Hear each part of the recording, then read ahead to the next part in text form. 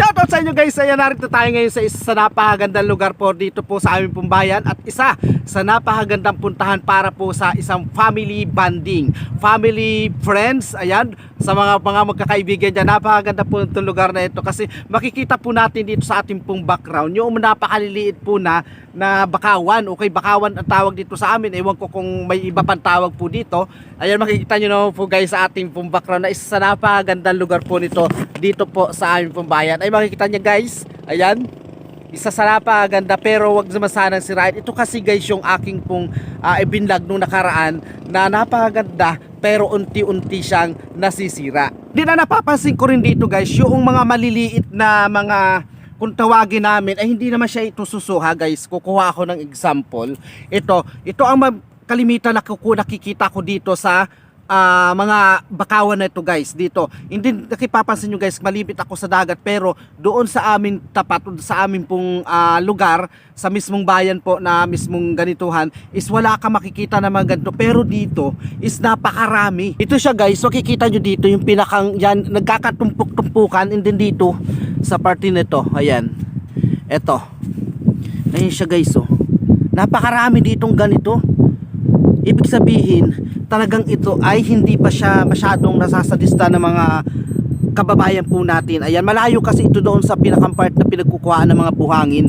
Hindi, sana wag na pong sirain. Napakaganda po guys ang ating pong ipinapakita ngayong araw po na ito, na talaga naman pong pwede po sa isang family bonding po. Ayun guys, so makikita nyo naman dito yung pinakang ating binabackground. Napakaganda at saka pasaro, napakalakas sa po ng hangin dito, at talaga naman po parang bubuhos po yung malakas na ulan, pero tuloy-tuloy pa rin po tayo para po sa pagbibigay po ng mga magagandang tanawin o magagandang lugar po dito po sa amin pong bayan.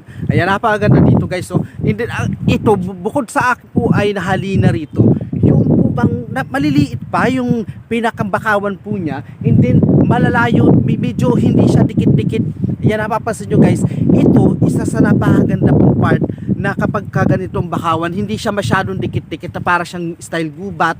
And then ito guys, oh, tama-tama lang yung ganitong part ng pinagtaniman po ng pinakang bakawan na to. And then ito nga, yung nandun yung ating dagat. Talaga naman pong napakaganda at talaga naman pong tamang-tama po ito sa isa pong family bonding na talaga pong best friend o mga magkakaibigan dyan. Napakaganda po itong puntahan. Ayan, napakaganda po nito guys. Inaanyayahan ko po kayo dito sa lugar na to. Marirelax po kayo dito guys. Napakaganda po at talaga naman pong sulit po ang pagpunta po ninyo dito. Ayan. maraming salamat po sa inyo guys. Hindi na po ako magtatagal sapagkat ako po ay magla-live pa po sa aking pong TikTok. Nakikita nyo na po yung ating background. Isa sa napakaganda at isa sa talaga naman pong makakapagpaalis po ng inyo pong iniisip sa inyo pong buhay. Ayan, hanggang dito po sa ating background. Paikot-ikot na lang po tayo guys. Ayan, ito hanggang doon ito. Ayan, napakaganda po.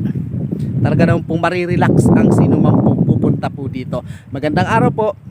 God bless.